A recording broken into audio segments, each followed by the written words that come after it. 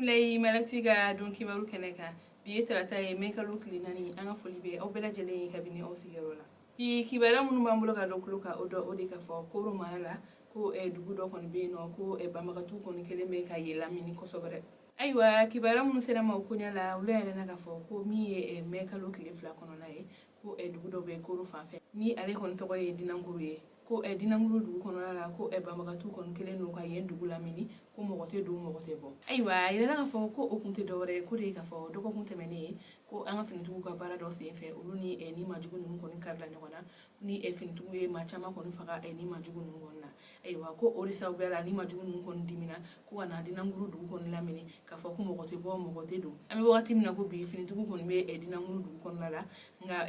min kɔni ye dugukɔnɔmɔgɔw ye olu kɔni tɛ ka se ka bɔ ka taa u ka ciw kɔni na ko ka sababu kɛ ni majugu ninnu kɔni ye. Ayiwa aw tɛmɛnen ka bɔ yen kibaruya wɛrɛ m'an bolo ka da kulo kan o de ka fɔ Marakala dugu kɔnɔna la ko wulikajɔba dɔ kɔni kɛra yen nɔ kunun ni maa 2 kɔni bɛ yen nɔ n'olu kɔni joginna. Ayiwa kibaruya minnu sera ma olu y'a yira na ka fɔ ko kunun min ye mɛ kalo tile 3 kɔnɔna ye ko Marakalakaw kɔni wulila k'u ka nisɔngoya yira o nisɔngoya yira la ko u ye pɔn de kɔni tigɛ ka yira ka fɔ ko mɔgɔ tɛ don Marakala dugu kɔnɔ wa mɔgɔ tɛ bɔ.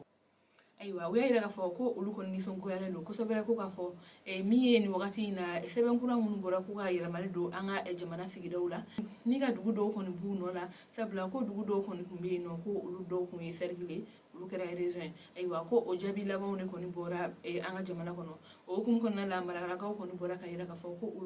olu kɔni ma jɛn ni o jaabi ye ko olu kɔni ma sɔn o ma ko sabula ko dugu dɔ kɔni fɔra n'o ye Joro ye ko o kɔni ye jɔyɔrɔ min sɔrɔ ko olu kɔni ma bɛn o kan ko n'an y'a ta k'a lajɛ ko kabini san 2012 kɔnɔna la ko sigikafɔ min kɛra walasa jamana sigidaw kɔni bɛna yɛlɛma Marakala ale ni Farako ko olu kɔni bɛna yɛlɛma ko ka kɛ cercle ye. Ayiwa ko sɛbɛnkura min kɔni bɔra ko o ma kumakan ninnu kɔni bato o de to olu kɔni wulila k'u ka nisɔngoya yira. Ayiwa u ka nisɔngoya yirali la ko finitigiw tun bɛ nin yɔrɔ kofɔlenw na walasa u ka se ka pɔn kɔni bila nka ko jama kɔni ma sɔn o de sababuya la ko finitigiw kɔni ye mugu kɔni ci ko ani fana ko u ye gasi kɔni ci ni ma kofɔlen kɔni na. Ayiwa an bɛ wagati min na ko bi hali bi Marakalakaw kɔni nisɔngoyalen don u bɛ ka u ka wulikajɔ ninnu kɔni kɛ ni min bɔra la an n'o dɔ kulo kan don n'a nata. Ayiwa o tɛmɛnen ka bɔ yen kibaruya wɛrɛ m'an bolo ka da kulo kan o de ka fɔ Bafilabe kɔni mara la a yira ka fɔ ko muso dɔ kɔni bɛ yen nɔ ko ale su de kɔni yera wula kɔnɔ. Ayiwa kibaruya minnu sera ma olu y'a yira na ka fɔ ko min ye avril kalo tile 28 kɔnɔna ye ko Tomora commune kɔni na ko wula kɔnɔna dɔ kɔni bɛ yen nɔ ni ale tɔgɔ ye Tafsirkan ko nin ye muso dɔ de ye ko ale kɔni su kɔni yera ye. Ayiwa a yirala ka fɔ ko ni muso in ye maa ye min bɔlen don Nigeriya jamana kɔni kan ko ale ye feerekɛla ye ko a bɛ yala dugu ni ɲɔgɔn cɛ k'u ka feere kɛ. Ayiwa tuma min na kɔni ale kɔni su yera jateminɛw y'a yira ka fɔ ko minɔgɔ de kɔni ye nin makofɔlen kɔni faga wa ko ale yɛrɛ ye mɔgɔ ye min yɛrɛ si bɛ t'i bila san 40 ani san 50 kɔni ni ɲɔgɔn cɛ la. Ayiwa kibaruya kuncɛla kibaruya wɛrɛ m'an bolo ka da kulo kan o de ka fɔ 11e arrondissement n'o ye Bamakɔ polisiso dɔ ye ko olu kɔni ye zonba dɔw kɔni minɛ Bamakɔ yan nɔ.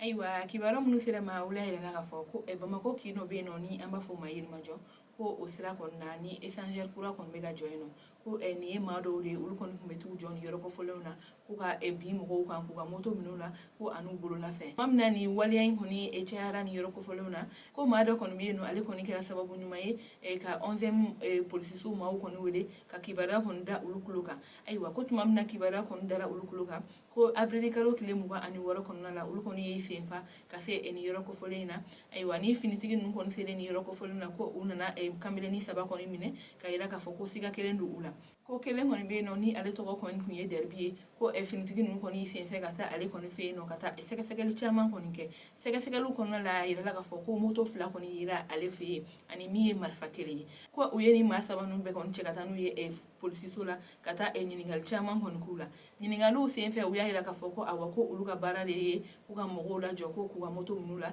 an'u bololafɛn. Ayiwa u y'a yira ka fɔ ko olu kelen tɛ ko maa kelen fana bɛ yen nɔ k'o sen b'a la. Tuma min na o maa kelen kɔni fɔra finitigiw kɔni taara o kɔni minɛ ka na u bɛɛ y'a yira ka fɔ ko olu ka baaraw ye. Ayiwa o sɛgɛsɛgɛli ninnu kɔni kɔnɔna la ni maa 4 ninnu bɛɛ lajɛlen kɔni minɛlen ko moto 6 de kɔni minɛn'u la ani marifa wa a yirala ka fɔ fana ko u ka baara tɛ ka maaw ka moto yɛrɛ kɔni min'u la wa ko u ka baara ye marifa feere de ko wa ko yamaruya t'u bolo ka marifa in kɔni feere. Ayiwa an bɛ wagati min na ko bi ni maa 4 ninnu bɛɛ lajɛlen bɛ kiiri tigilamɔgɔw kɔni ka bolo kan u ni kiiri min kɔni ka kan o kɔni bɛna d'u ma.